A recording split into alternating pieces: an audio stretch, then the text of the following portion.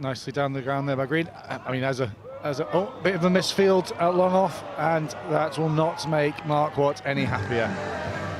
Michael Lease down a long off there, attacking the ball, trying to get the throw in, just lost his grip, and that will not be a boundary that Scotland want to see again. Michael Lease, one of the best fielders as well, but just got a little awkward bounce on that occasion.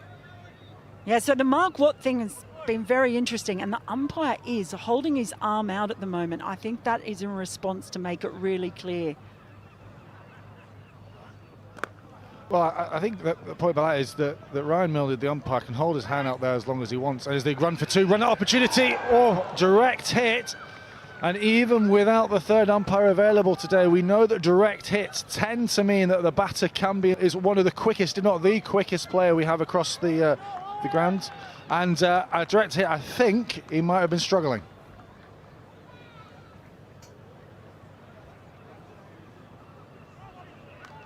Now, they were certainly pushing a very tight one.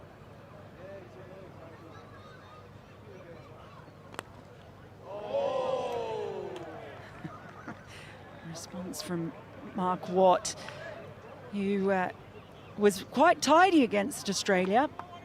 It's an expensive first over from him, though, on this occasion.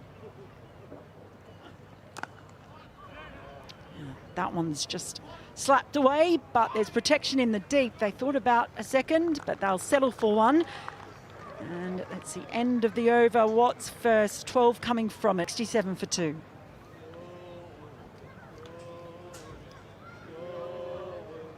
I'm sure, Ali, you've got strong thoughts on whether or not Mark Watt, about batters pulling out of those shots to Mark Watt. Yeah, absolutely. I was just going to say before we had that run-out opportunity that it doesn't matter if the umpire's going to hold his arm out.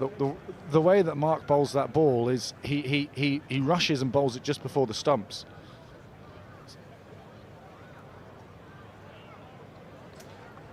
Yeah, and we can see that when Mark wants to rush the batter, it doesn't matter whether the umpire's arm is up or not. He will do it at any point. He can bowl it from 20 yards, he can bowl it from 28 yards, he can bowl it wherever he wants. So I think that is actually the irrelevant part. For me, the other day, it was really, really obvious that the bat was looking up. He was when the ball was delivered, he was in his stance, he was looking within the laws of the game, that the bowler's done anything wrong.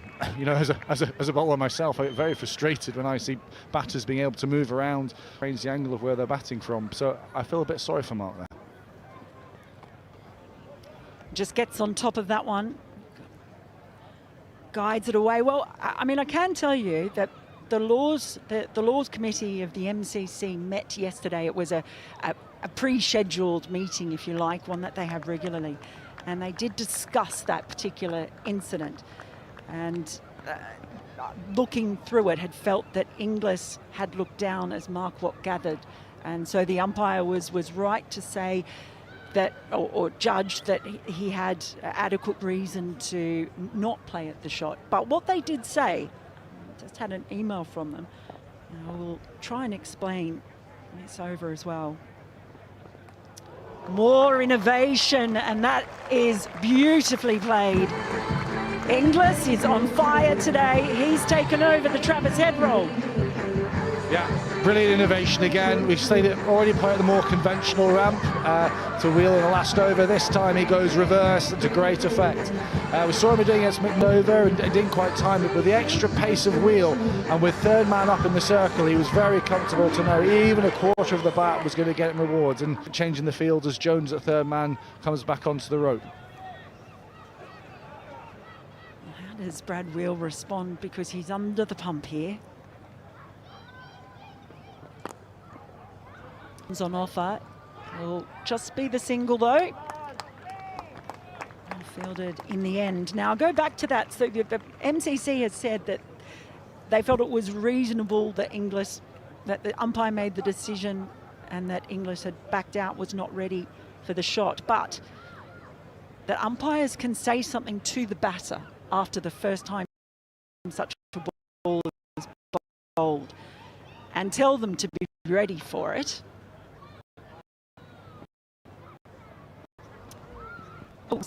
Tell them to be ready and could expect such a delivery. He hurt himself there, or I hope not, Michael Jones, because he's to this side been highly anticipated. Just holding that shoulder there. We'll keep an eye on that. Had shoulder problems as Michael Jones in the past, and he's worked hard to be able to come back and recover from that as they look to run 2 again. Yeah, taking the arm on, very, very well completed second there from Inglis. But yeah, this is, as I said, this is not the first time that Michael Jones has had shoulder problems before. Yeah, he's in front of us at the moment, and he's still feeling it. A few grimaces as well from Michael Jones. The physio's just come around to have a chat with him. He doesn't look comfortable at all.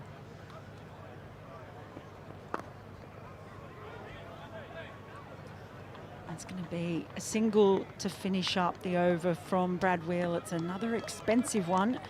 It's gone for 31 so far. Australia after 8, 79 for 2.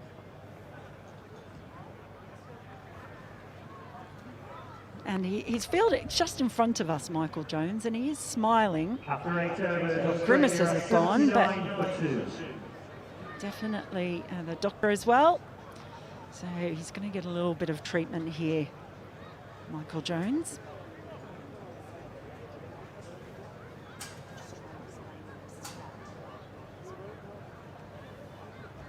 Yeah, a bit of concern for Michael Jones in that shoulder. Physio and doctor on hand to just make sure he's okay as Mark Watt continues.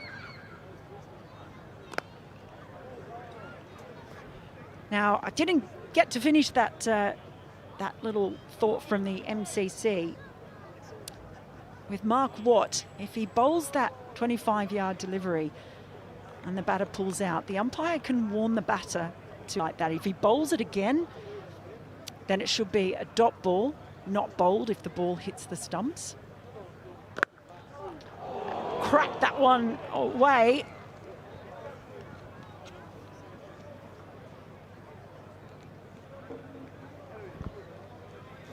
So, yeah, we know how good Richie Berrington is at cover there. Whacked into the ground, straight up and got hands to it, fingertips tapped over the boundary. But yeah, no, it's not the first time that Mark Watts had a situation like like 2 days ago.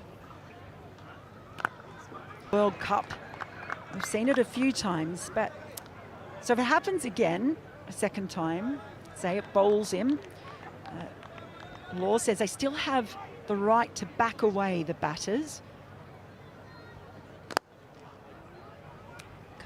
That one should not be a dead ball, it should be a dot ball. But also, I think this is interesting, if the umpires feel a batter is deliberately refusing to be ready as an attempt to gain an advantage, you can get a 5-run penalty under the law around wasting time. Leans back, cracks that one well into the crowd out there, because that is a smoking from Inglis. Yeah, and that brings up Inglis's 50, and fine style. He has played all around the ground today. You managed to give himself some room outside the leg stump, knowing that Watt is looking to target the stumps, trusts his hands, and with these short grains boundaries, it was just a nice swing of the bat, and that's 50 for Inglis on only 20 deliveries. Mel, I've really liked how Inglis has gone about this innings. At no point has he let any of the batters settle thus far. He's immediately looked to take the initiative and put pressure back on the bowlers to regain control after those early Scotland wickets.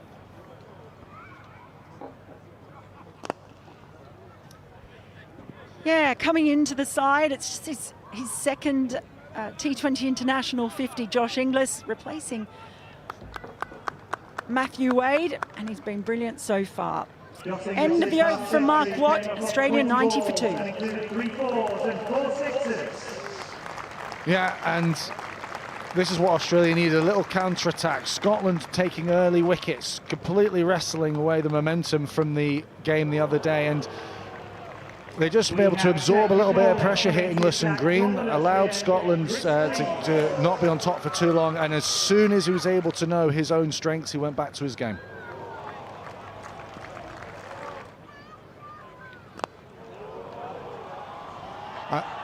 And that shot there, team's 50, for me is the shot of the innings. Classical batting, being able to give himself room to access the area granted to entertain, and just all it was an extension of the arms.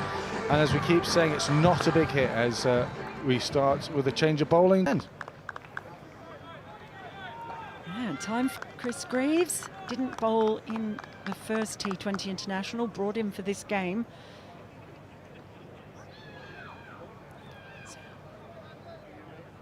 Interesting move now, not going to the off-spin of Michael Leask. He's an interesting cricketer, Chris Greaves. One of those makes things happen players.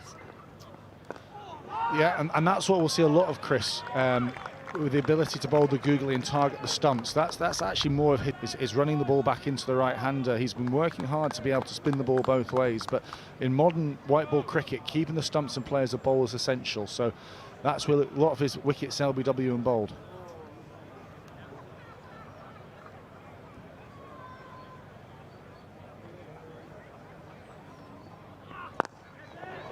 And he just goes with the spin just over the head and into the crowd. So Cameron Green getting in on the action now. Yeah, 19 off 19 balls before that. That's enough for Cameron Green. He's given himself the platform. He's thinking now's the time to go. Nice, simple, stable base, swing of the bat. Greaves thought he was in there for a second and just over the top of McMullen at long on.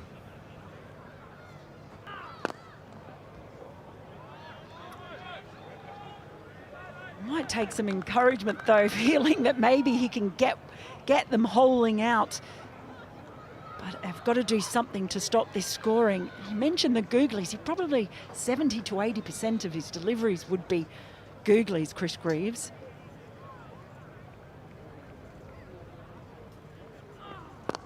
Yeah, and those last two deliveries we've seen will be the length that he's looking to bowl. That's slightly short of a length where he's hitting the top of the stumps, hitting the bails, not allowing the batter to have that one-step hit length we talk about trying to avoid.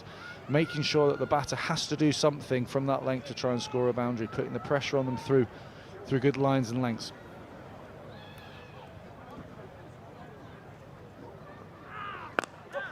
Goes with the spin. A single to round out the first over from Chris Greaves. 10 runs coming from it, brings up the 100 for Australia at the halfway mark. They are 100 for 2. Yeah, and with Greaves coming into the side, we spoke about the balance of the Scotland side and where they were batter short earlier. I heard you and Lane talk about that. But bringing Greaves in, having Leask in there, having Watty in there, you have one of each. You have a left arm spinner, you have a leg spinner, and you have the off spinner. And that with the left arm seamer and the right arm seamers, you've got the full package there in that bowling. So Captain Richie Berrington can go to anyone he wants to, depending on situations.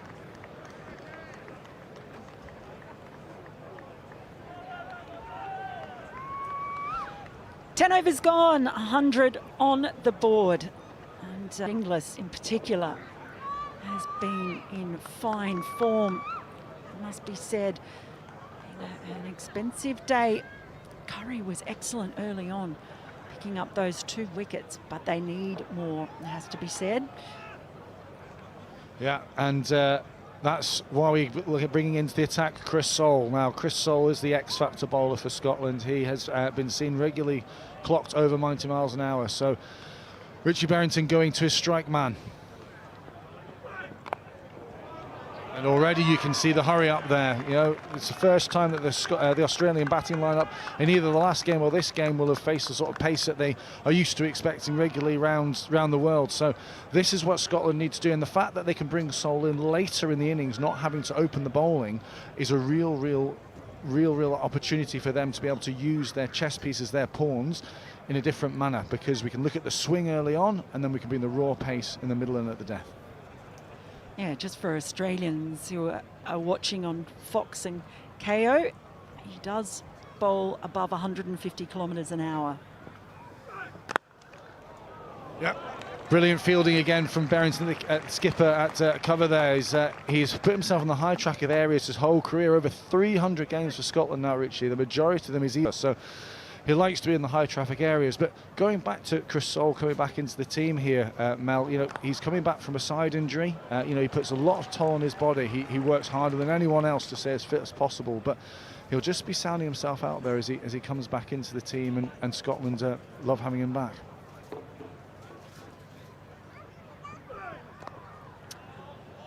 And just managing to beat a diving fielder, still just a single.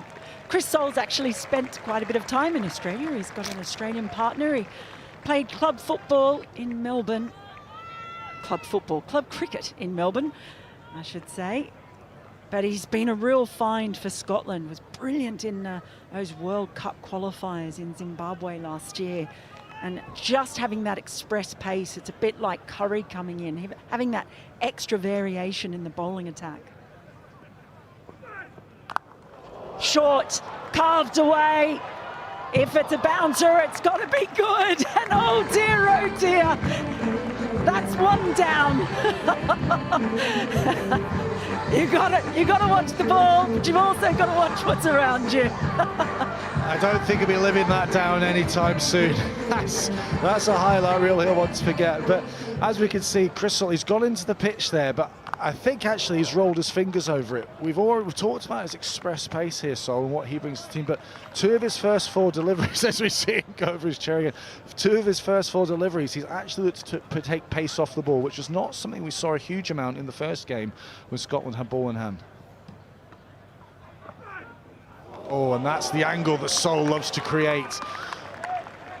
When he approaches the crease, often he will go wide of the crease. He loses his front arm early in his action because he likes to be able to target the stumps, and actually the ability then to gets a lot of reverse swing, but that is the angle he looks to create. But when you're bowling at more than 150 kilometers an hour, Mel, when you then take pace off the ball, it's that much more effective.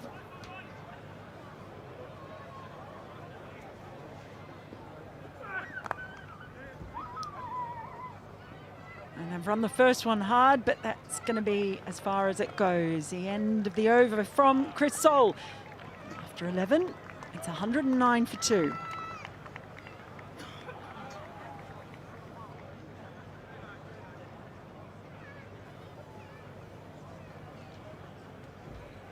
That's the end of the 11th over. Ali, Australia are 109 for 2. I love a bit of irony at a ground. And when you see someone falling over a sign that says, "Ease my trip," it's pure poetry.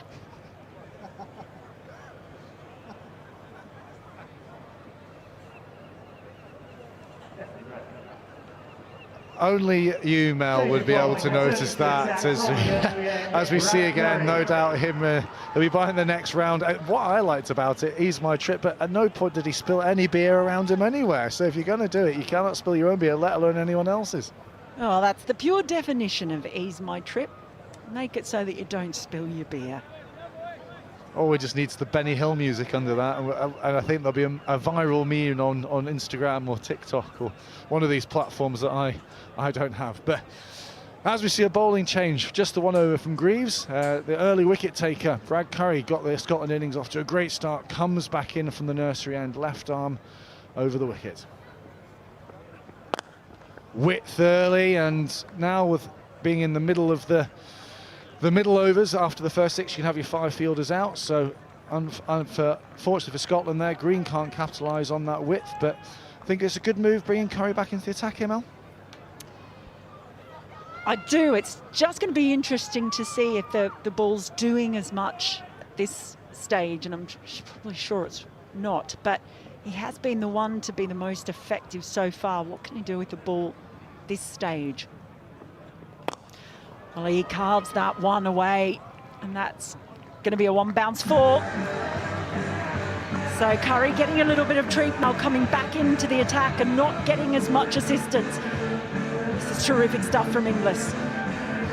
Yeah, width again from Curry. We saw some shape back into the right-handed batters earlier, but obviously with the ball getting a little bit older, soft, we know it's wet conditions out there, the softness of the ball will be little swing on offer, so Curry here is going to have to tighten up his line, look to hit the stumps.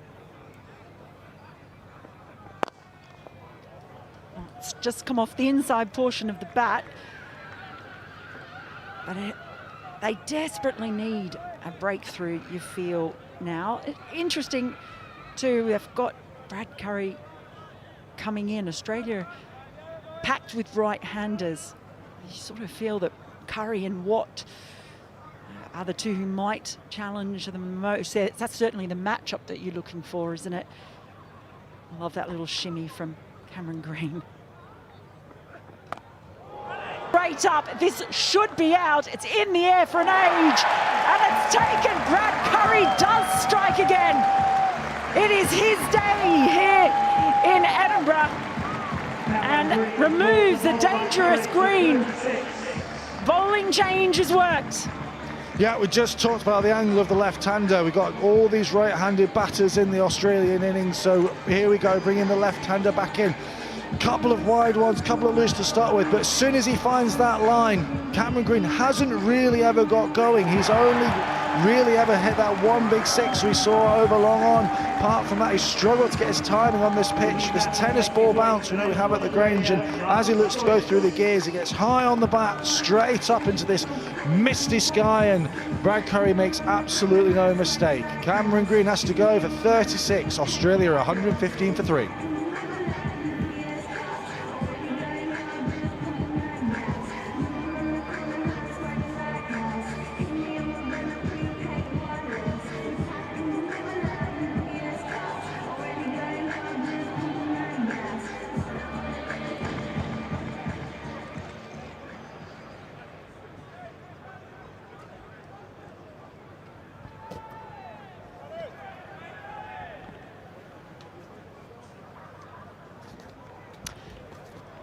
Well, it doesn't get any easier for Scotland because Marcus Stoinis has just come out. So Mitch Marsh again dropping himself down the order and giving Stoinis the opportunity. Of course, he was instrumental in getting Australia just out of a bit of bother when these two sides met in St Lucia.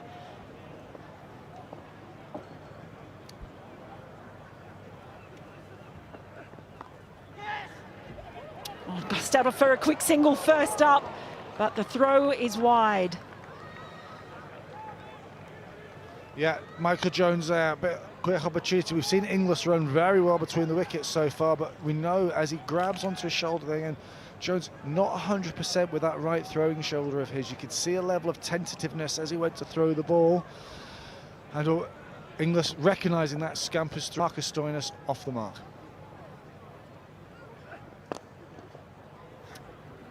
Just a wristy little flick for Inglis and keeps a strike for the next over. But a good one from Curry, a few runs, but most importantly a wicket. He's 3 for 23. Australia after 12, 117 for 3.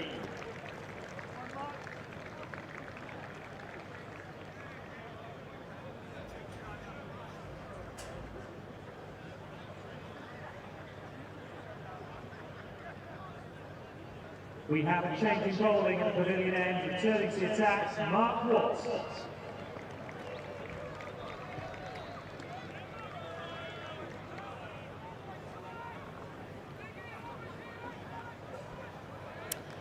Mark Watt back into the attack, so they're going all left arm at the moment, Scotland.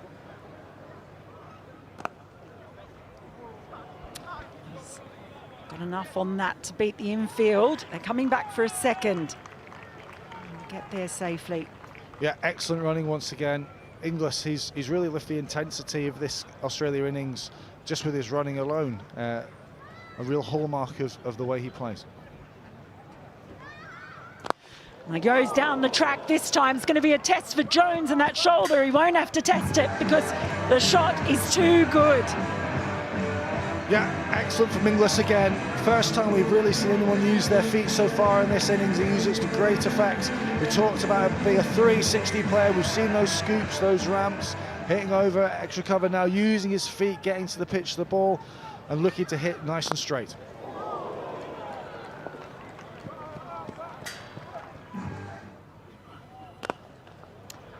This time just playing across the line, splitting the fielders in the outfield, and that's in the hospitality tent. I think he has spilled his beer.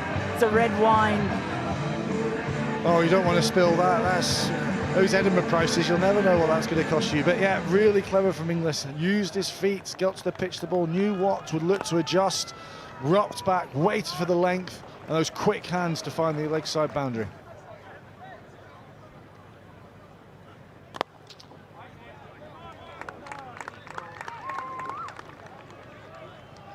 This really is spectacular from Inglis, given an opportunity. Of course, he's played for Australia before, but it's been a bit of a battle on for the wicketkeeper position. Many people have felt that Inglis's batting has been good enough for him to make the Australian side by virtue of that alone. Matthew Wade batting down the order usually for Australia, but Inglis, he's a top 5 batter, getting the opportunity today. Yeah, and it's the modern approach, isn't it, when it comes to wicket keeping? You know, 9 times out of 10, look at batting first and worry about glove work second. The explosive nature of batting is that you want those who are in those roles to be able to score and score quickly, and Inglis certainly has that in his armoury.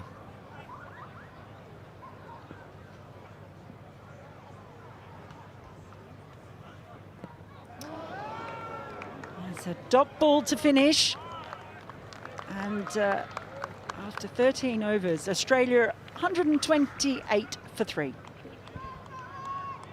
That's the end of the 13th over. Australia moving on to 128 for 3.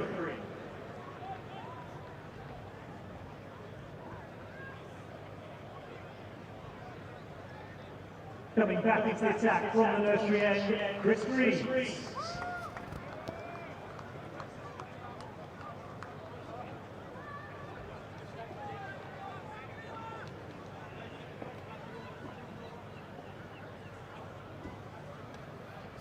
Seven overs left. As Greaves comes back in, drags one down, and he's pumped. Well, a long, long way. Not the length you want to bowl to Inglis, who's been so quick at picking up that length. And it's a maximum and immediate pressure on Chris Greaves. Yeah, Inglis does it again, recognising that he picks up length so quickly. The wicketkeeper, small man, small in stature, but he hits the ball a long way. We know Greaves loves to bowl those googlies, those back of the lengths, try and skid on, rush the batter, but and surfaces like this, it's a little bit of tennis ball bounce, doesn't always get the rush off the pitch that he's looking for. It sits up and Inglis punishes him. There'll be a lost ball called for. You see Jumunzi indicating in the background, yeah, that ball is gone, probably somewhere into the playing fields on the other side. You look at the way in which this innings is being constructed, Ali, by Australia. Inglis has been, well, the backbone of it. Cameron Green was okay for 36, but never quite got going. And change in that 5th over from McMullen with the 2 no balls. Then the 6th went to Wheel, that went a long way. Is there almost too many bowling options? We talked about it earlier. I don't think you could have too many bowling options, particularly when me and Mel were talking about previously, when you've got one of each, when you've got the left arm seamer, right arm seamer, left arm spinner, you've got the leg spin and the off spin. I think the thing for me is that the ability for the bowlers having to be ready to come on and know that what they're going to deliver. As we see once again, Inglis go bang there, and I think for me there's not been enough consistency in lines and lengths. It's been too many free balls, and that's not taking away from Inglis. He has been on top. He has been looking to manipulate what the bowlers are doing. We've seen him ramp early on, put pressure back on the bowlers, then go more conventional. So even with 5 fielders out these days, the ability for batters to access wherever they want, you have to be on it as a bowler. You have to be clear with your plans and be happy to hit certain areas. Nicely cut away. It will be Curry that will have to field, and because of the fumble, Inglis wants a second, but he won't get it. Ominously for Scotland, Inglis has actually never made a T20 I-50. The one time he got to that landmark, he went on to make 100. That was against India last November. Been impressed, as you said, Ali, with the way in which he's picked up that length so quickly. Anything full he's gone down to, anything short he's dropped back. And for Scotland, there's pressure on them certainly. The run rate's hovering around 10 and over. Is the big, I suppose, ambition here to keep Australia under 200? I think so. We know how small Grange is, and people talk about the average score around there, but that's with a lot of historical numbers in there. If you look at actually the results both in the domestic and international cricket in the ground, where there isn't a huge amount, you see those scores coming up. It's a very quick outfield, it's a small boundary, it's hard to defend on, so Scotland must be thinking, as we see more and more of this har burn off, runs will score quicker and the outfield will get quicker. There's Andrew McDonald, the head coach of Australia. tossed up. They pump down the ground. Long on is there, but it's going to go well to his left. And it's going to be 6 more, the second maximum of the over. Australia taking a breeze. Yeah, we saw the 6 earlier from going that little bit too short. This time a little bit too full. Marcus Joyce getting into early innings, but he's not going to miss out on a half volley. Just a nice extension of the arms and gets his first boundary of the innings. It's a big over. Runs from every delivery of it. 16 come from the 14th. It's 144 for 3. He's 200 chaseable then, is that what you're telling me, Ali, here at this venue? If you're wondering about those boundary dimensions, it's not tiny, but it's not big either. Sort of 64 metres, 63 metres square, 62 down the ground. I think 200 is absolutely chaseable on this. As we've seen over the years, it is a very hard ground to defend because the pockets aren't particularly big.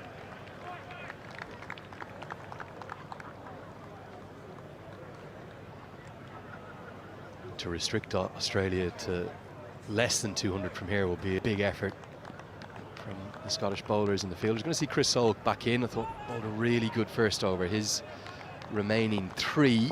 Important. There will be pace on the ball often though. He's done cleverly, which Scotland's bowlers didn't do the other day. He's used that leg cutter and the one out of the back of the hand quite frequently. Yeah, absolutely. And what Chris Soule has at his disposal is the ability to take the ball, pace off the ball, either through the air or off the pitch.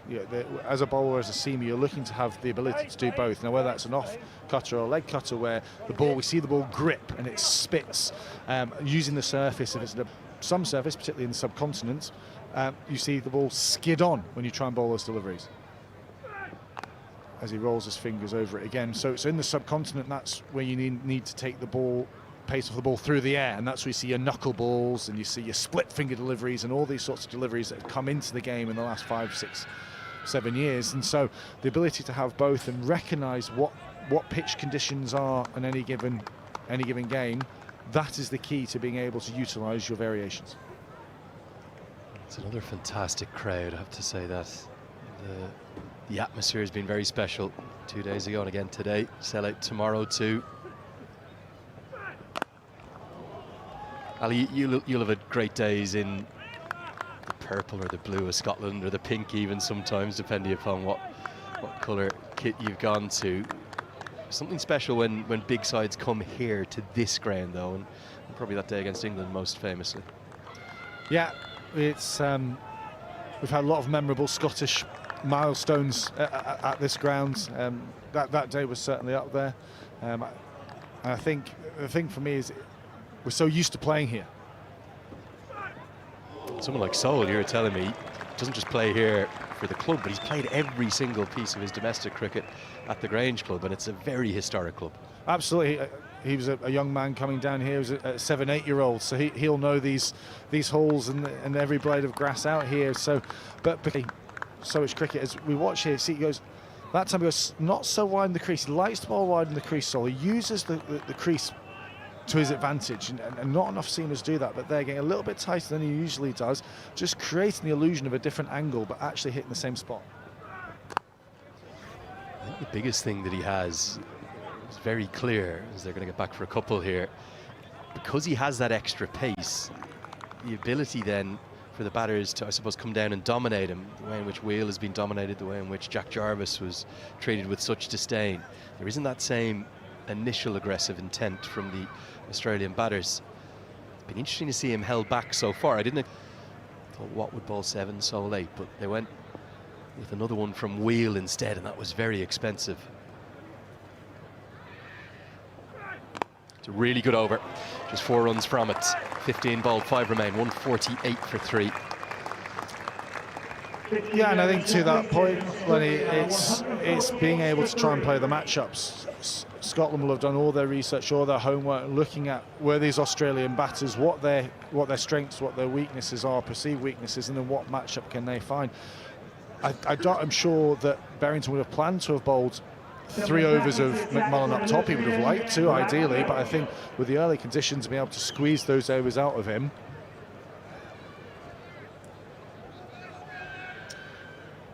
Bowling McMullen as early as he did and getting 3 out of him, knowing that he can then bring he had more overs at his sleeve. That probably pushed Seoul bowling a little bit later. While the ball is swinging, you need to get those overs out of McMullen. You need to get as many as you can out of Curry. So knowing that Seoul can bowl and has the ability with that pace to bowl in any phase of the game, see on there the main pick of the bowlers today has been Brad Curry coming back into the side. The change in bowling, Brad Wheel comes back into the attack. Just the 6 bowlers used. There is the 7th option of Leask, who we were surprised not to see be utilised, particularly against Travis Head's onslaught. I think Leask in particular was almost rolling his shoulders at his captain, trying to indicate I can still bowl here, Richie. And of course, there's always the emergency SOS call to Berrington, the captain himself, who I believe took a hat-trick in domestic cricket recently. Is that right? Everywhere I go, I'm told about this magic hat-trick. There's life in the old dog yet. These are important overs, these ones, and Wheels got away with one there. But for me, there's been a clear indication, Ali, that a lot of work has been done in the 2 days for just work in terms of analysis of how to try and with pace taken off the ball. Yeah, I think so, and I think they would have been discussing it on the day in the other game. You know, the onslaught from Heads, and sometimes just innings and games get away from you. You know, you could be thinking, trying to do all the right things, and Travis Head had a day out. Well, he had more than a day out, Ali, I'll tell you that. It was quite remarkable. The other things I love about this venue in particular is just how partisan that home crowd is as the 150 comes up here in the 16th. They're not here to see the touring side and see the stars and want them to do well. They're desperate for Scotland to win. Yeah, there's a huge passionate support here in Scotland, and people know their cricket. Often looked a little bit, but it's not just a fair weather fans. There's fans all year round, and often people don't know that there's especially up in the northern parts of Scotland, there's more people playing cricket than there are, and they will travel from all over to come and support their national team, and we don't get that many international fixtures. We try and fill the calendar up. Some years it gets a little bit more, but the ability to actually come out and support your country, support your team, you don't need to say twice to a Scotsman and he'll be there. So it's great to be back at the Grange where we know we get great support. Another one missed time. This has been a good little phase, isn't it?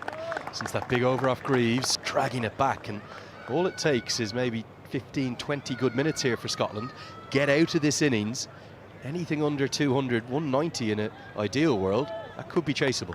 100%. Anything they'll be thinking under 200, they'll be thinking they're right in the game. And with the confidence that this Scotland side plays with after the last 18 months, 200 will not be a daunting task to them. They know they have to chase those scores if they want to get somewhere. Stoinis with another one that's been mistimed. He'll keep the strike. He's only going at a run of ball, 14 off 14. Inglis just hasn't been able to get down the right end. It's another good over, 16 bowled, 152 for 3.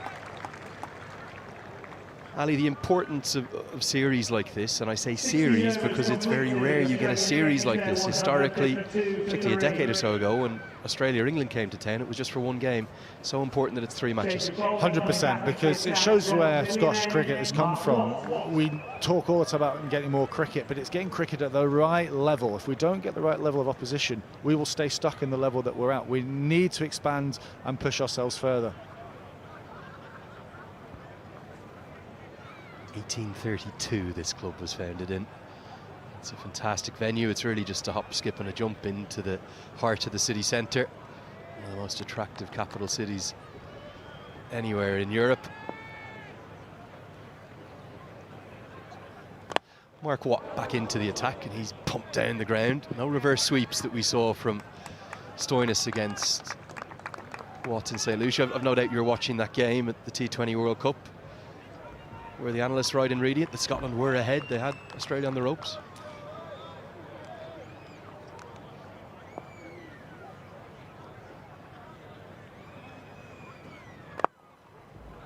Yeah, absolutely. It was a game that throughout the majority of it, Scotland looked like they were on top. They looked like they were ahead. At no point did I ever feel that we weren't going to get there. It had very much similar feelings to that England game we referenced briefly there, but you're number one in the world, maybe in 50 over cricket, but number one for a reason. And Australia, they just keep coming and coming and coming. And it's almost like if one batter doesn't get you, the other one will. So look, Stoinis isn't going particularly well today, but it was him that was the hero there in St. Lucia. Absolutely, and that the level of confidence that brings in the team, being able to look around the changing room and know most of these Australian teams now bat 1 to 11.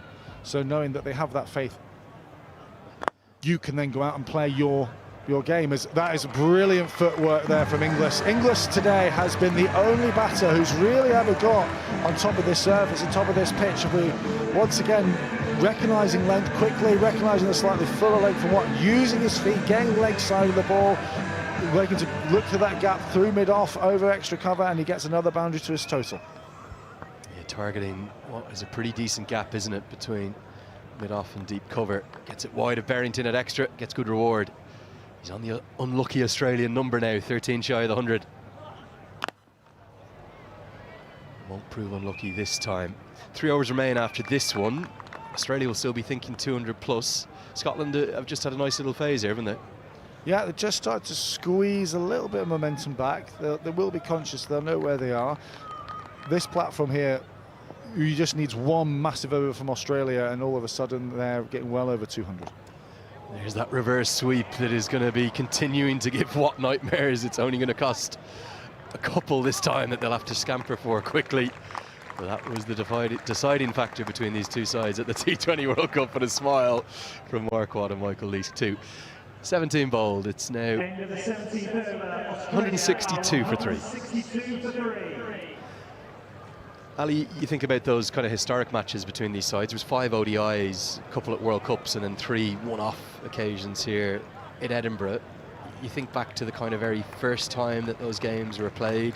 So the first one was an Australia tour of England and Scotland back in 2009.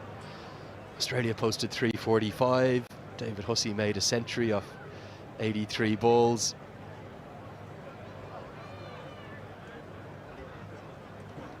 And then Scotland really were just trying to bat their overs out, try and make 150. They made 156. It's a very different era, even though that's only 15 years ago. Yeah, and I think those games, it was a spectacle whenever those games took place. It was a rarity. It was the feeling around Scottish cricket and the Scottish cricket community going into this series it's just normal now. It's not a big deal. This is where we should be as Brad Curry comes in again. He's picked up into the leg side. Has he got enough of this is the question. Oh, yes, he has. Munsey was perfectly placed underneath it in terms of the line of it, but it's gone soaring over his head. Inglis batting on a different pitch to everyone else today. He moves into the 90s. Yeah, brilliant. Slightly too full there from Curry. He talked about him coming back into this spell, looking to hit the stumps, and that got his rewards there. We'll see the back of green, but this time, although he's hit the stumps a little bit too full, too easy from that length for a man of the talent and the eye and being in his ears Inglis to pick it up and flick it away for 6. Tries to repeat the dose, and he's going to get to a second T20I 100 in the grandest of styles. It comes from just 43 deliveries. What an innings we've witnessed. The talk the other day may have been about Travis Head, but with a 7th 6 today, it's all about Josh Inglis. It's come at a strike rate of over 230, 7 4s, 7 6s. And it swung this contest towards the visitors. Yeah, he's playing a completely different wicket to everyone else. We have seen no one else be able to time the ball all day. Inglis, however, from the jump has come out. He has been proactive, he's been dominant, he's picked up length really well, and he is laying down a marker to the Australia selectors saying, don't forget about me. We know Matthew Wade's in the wings ready to go, but with that massive hit, the sound off the willow, we go for 6, and he goes to 100 in style. I think it's hit the road there, hasn't it? That leads you down into the Grange Club. It's sprung off that, and Stoinis was a bit late in realising that he gets to the 100. He hasn't been able to get much of the strike, but with back-to-back 6s, an outstanding innings. Remarkable that he's never made a T20I 50, but now he's made 200s. The first one came against India, the second one here in Edinburgh against Scotland, and it does have the visitors in the box seat for what would be 2-0 series lead. Big final 16 deliveries incoming. Inglis, he's surely just going to keep going here. Looks for the block hole. Another slight misfield, but it will only cost the single. Remaining overs for the Scottish bowlers. We see Chris Soule have 2 left. Is that a misstep, not allowing him to bowl all his 4? Well, it's his first go back from injury, getting back into it, filling his way out. I think with this bowling unit, though, you know that you've got a lot of depth options. We've got a lot of experience with Wheel, with Soule, with Curry, and with Mark Watt, all being able to do that. So Richie Berrington, very experienced cricketer, very experienced campaigner, trusting and putting his faith in his other bowlers. I think you've answered that incredibly diplomatically, Ali. He's bowled 2 overs, 1 for 13. He can bowl over 90 miles an hour. He looks maybe not at 100% fitness, but he's fit enough to play. Feels to me to be a bit more of a misstep to not maybe bowl your most X-factor bowler his full allocation. He can bowl 3 if he bowls the 19th or the 20th, but he now cannot bowl his full allocation of 4. We probably won't see McMullen be used, so you'd suspect it'll be Brad Wheel to bowl probably over 20 and Soule to bowl the 19th. Yeah, and Brad Wheel's got a lot of experience bowling at the death for Hampshire and in the 100. It's something he's done in finals cricket a lot, so that'll be a plan they would have looked at from the jump. Balls into the surface, and that is certainly what I think we'll see Australia do in the second innings. We saw them do it so well. Their taller fast bowlers bang it into the pitch and make timing much more difficult for the batters. That is the one thing that the Scotland attack is lacking, is height. We talked about the different varieties they can bring into it, but they're big, tall bowlers, people like Adrian Neil they've had in the past. We don't have that height to be able to use the centre of the pitch in the same way. It's a lot skiddier quick bowlers that this attack shows for Scotland. Looks for some innovation, can't get anything on it, and he thuds the pitch in frustration. Curry does well to get out of that over after the 2 sixes that brought Inglis the century. 18 bowled, 176 for 3. 2 remaining here, Ali. How critical are they? Less than 24, 199 or less. Is it game on? I think so. I think the Scotland batting unit will have learned so much about as we watch the highlights here of Inglis going to his 100 once again. Ball striking all around the grounds. Those 2 deliveries there where he got his length slightly wrong and he was able to capitalise on it.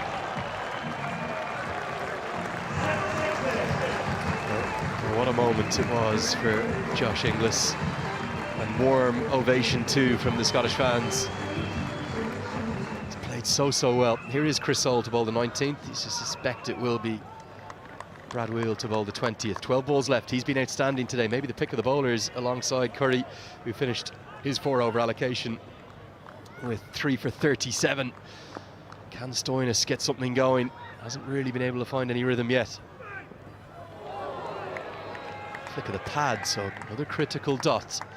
You think about the great associate upset victories, and they are upsets, aren't they? But talking with Mel Farrell earlier about the disparity in funding and fixtures and opportunities and facilities, a lot of them have come chasing, haven't they? They have. I have, because you know what you're looking for, you know what you're working against, and then all of a sudden when you're in a chase, when you fill you up with the rate and you haven't lost those early wickets, it gives you that sense of belief.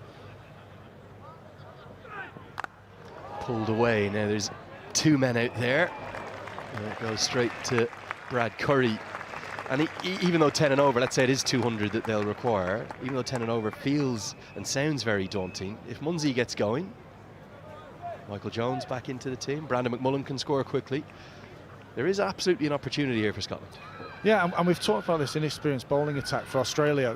Scotland won't know anything about these bowlers either. They'll be learning as they go along, so they'll feel a lot more confidence going into it now they've had a sight of these bowlers and have some game plans against them. I tell you, this is excellent from Chris Soule. Now Inglis wants a wide. For me, he's come across, and I think there's nothing wrong with that. They haven't been able to lay bats on Chris Soule yet. I think it's been a real mistake not using him as 4. Yeah, and hindsight's a wonderful thing. We know what Chris Soule can bring, and we know the X factor he has, and he's becoming an experienced campaigner. He's becoming a leader in this bowling attack as well. But they've also seen they've had rewards from around the other bowlers, so it's great to see Soule back in the side. There he goes for the block hole again, can only be squirted away. Inglis will want the second, and he's going to take on the throw. Should get home comfortably enough. For Scotland, the World Cup, the opportunity against Australia, the rain robbing them against England. that's kind of shown just where they're at the moment as a group under the new head coach? Yeah, Doug Watson's come in and done a fantastic job building on the success of previous coaches. And I think keep going back to, we talked about the previous games of Australia being a one-off. This is the expectation, belief now. We should be here. And that is going to be great reward for Chris Soule. He's deserved every single bit of that. It's been an outstanding 3 overs for me. It should have been 4. And he points to the sky, back from injury. And he's bringing the Scottish fans into voice. Take nothing away from the innings. It's maybe been even better than the one we saw from Travis Head 2 days ago. And it has Australia slightly on top, but Scotland are fighting back hard. Yeah, very, very just rewards there for Chris Soule. He has been brilliant in his comeback to the Scotland side here. He has used the surface well, he's used his variations. From the jump, we've seen his mixing his pace off. Incredible innings from Inglis comes to an end as the Grange Club stands to take his applause. He sits down as Inglis is in Australia 179 for 4.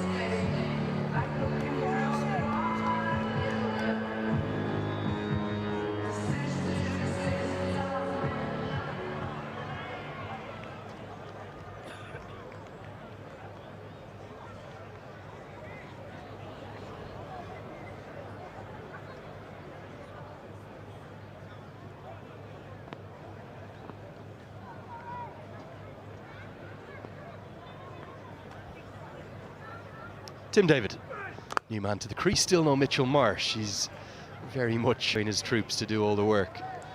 It's been a fantastic spell, one of the highest quality on return for Chris Soule.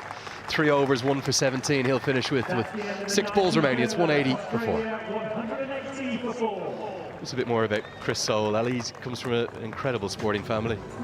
Yeah, his father, David Soule, captain Scotland rugby in the 1999 Five Nations victory that was Scotland's last victory in the Five Nations, as was Six Nations now. His brother Tom played Scotland cricket as well, sort of 20 caps, off spinner batter, and his sister Gemma also played Scotland netball. So the gene pool in the Soule family goes very far. Quite the same sunshine from the other day, but plenty of entertainment in the crowd. Now Brad Wheel's been a little costly today, and well, primarily he'll be looking to his final over tight. 3 overs gone for 35. Scotland, anything under 200 won't be a bad effort. But Tim David is going to pongo this one all the way. Big hits into the leg side. He's a giant of a man. His father has flown in from Perth in Western Australia to be here for today. For just his second ball, he smashes that for 6. Yeah, not the length that again from Wheel. We either need to see him go out the block hole or take pace off and go higher than that. Anything around waist height on this pitch, and that is free pickings for someone like Tim David. We saw Brad Curry go either really short or really full. We saw the same from Chris Soule, and this in-between length, although he's taking pace off the ball from Brad Wheel, it's too easy. Some really good stuff from Scotland today.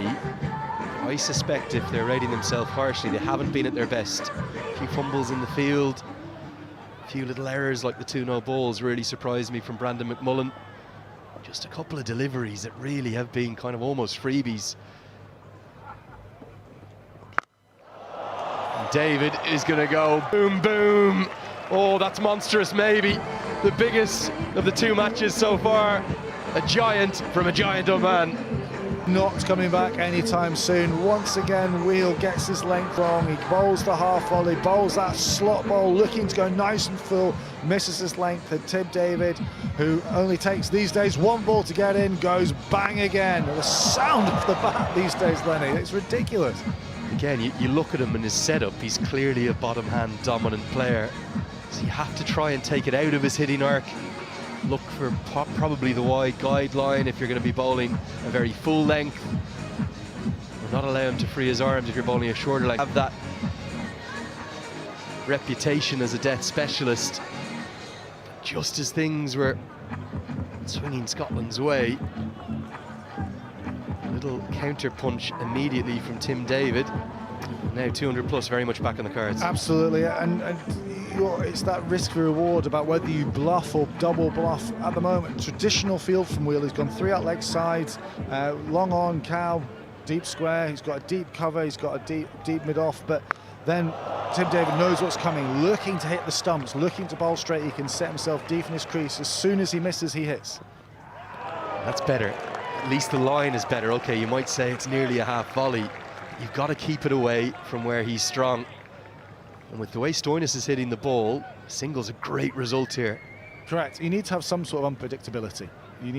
The batter has to be able to not know exactly what you're coming and being able to throw a wider ball in, whether it's short or whether it's pace off, just being able to have the batter second guessing.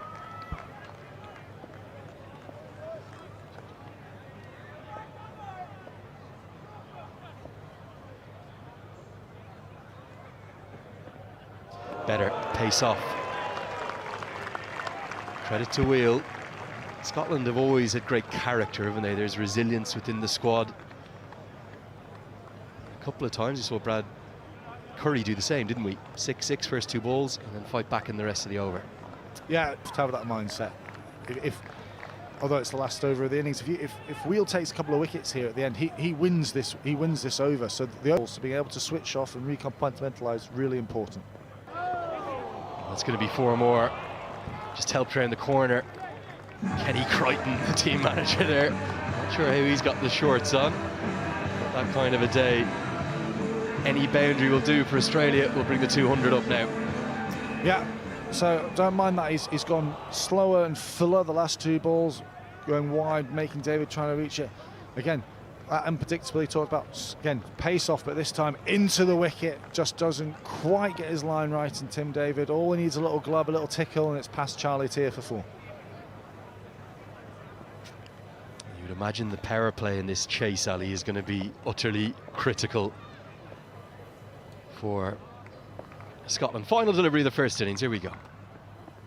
A big swing and a miss, and they won't even attempt to scamper the bye, and a cheer from the Scottish crowd. It's, well, 16 from the final over, not ideal. Maybe 4 or 5 critical overs in there.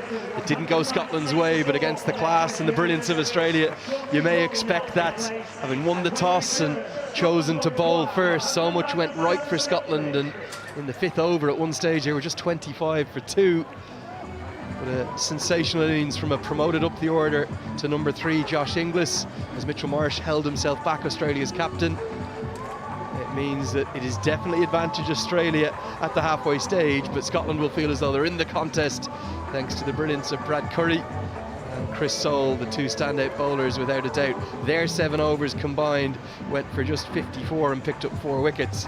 The rest were a lot more costly, and Richie Berrington might be left wondering if he got every decision right in that first innings. But the one thing he will know for certain, he'll need his side to bat well, and it'll be 197 to win and square the series.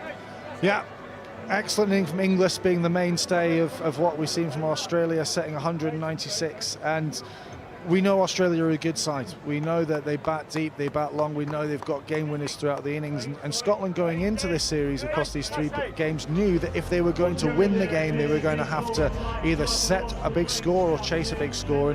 And with this pitch, with the outfield getting quicker, with the hard burning off, and with the small boundaries, they will definitely fill in this game. Let's get a look at the cards here. Here's the first card, the batting card. Josh Inglis, the star of the show. Nobody else really, apart from Tim David right at the end, was able to strike at anything approaching 200. In fact, the next spec strike rate after those 2 was just 124 for Cameron Green. Just the 4 extras, so apart from 2 no balls, a good effort in the field from Scotland. Let's get a look. 4 wickets that fell, all going to Curry and Soule. I thought Soule was actually the pick of them. He's gone at less than a run a ball, which on a ground like this, it's an exceptional effort. So that's the tail of the tape at the halfway stage of this second T20 international. The series hangs in the balance, and for Scotland to take what would be a first ever victory in the modern era over Australia, and a first ever defeat for Australia to any associate in their cricketing history. They'll need 197 to win. Don't go anywhere too far. We'll have analysis in the mid-innings from Alistair Evans of Scotland International, and Mel Farrell. We'll see you in 2 minutes' time.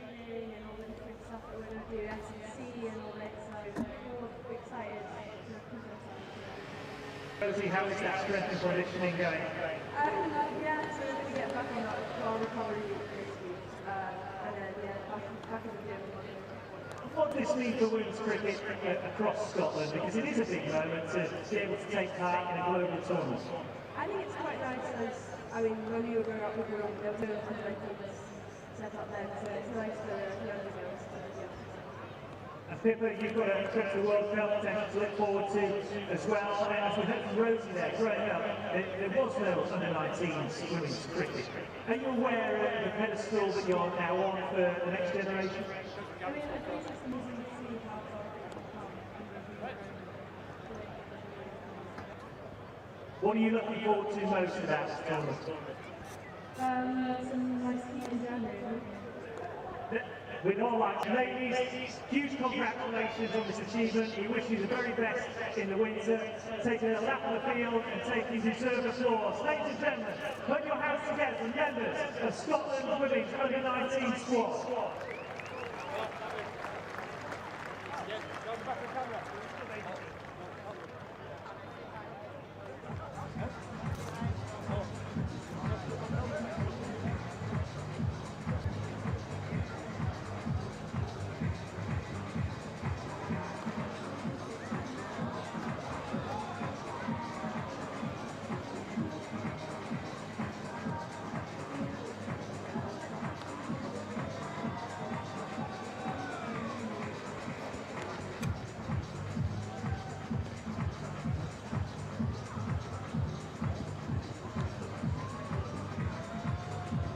Quietly, but the sun might be about to make an appearance ahead of Scotland's reply. We're told play will resume at 4:15.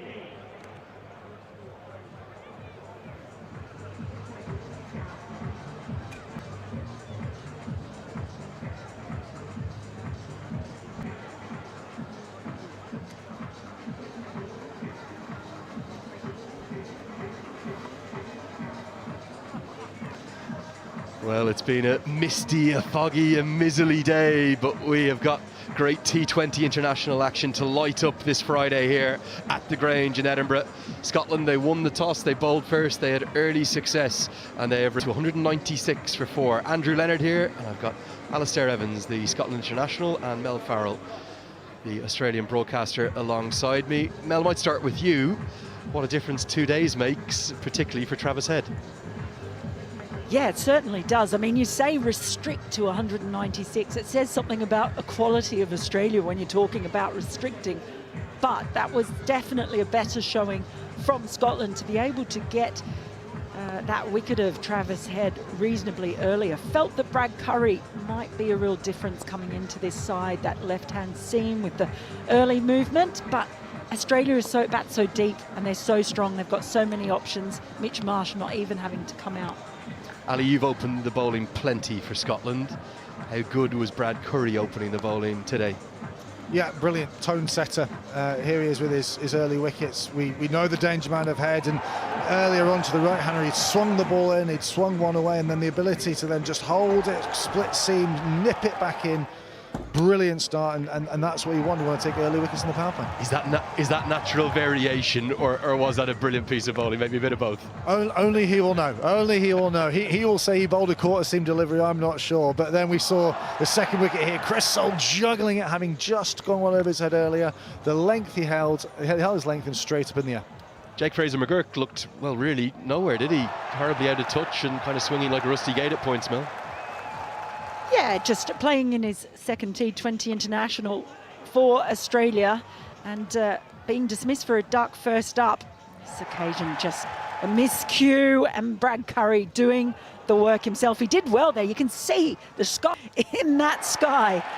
He did very, very well. Yeah, he's such a good fielder, isn't he? That was the wicket of Cameron Green, caught and bowled by Curry to, well, just stifle that momentum.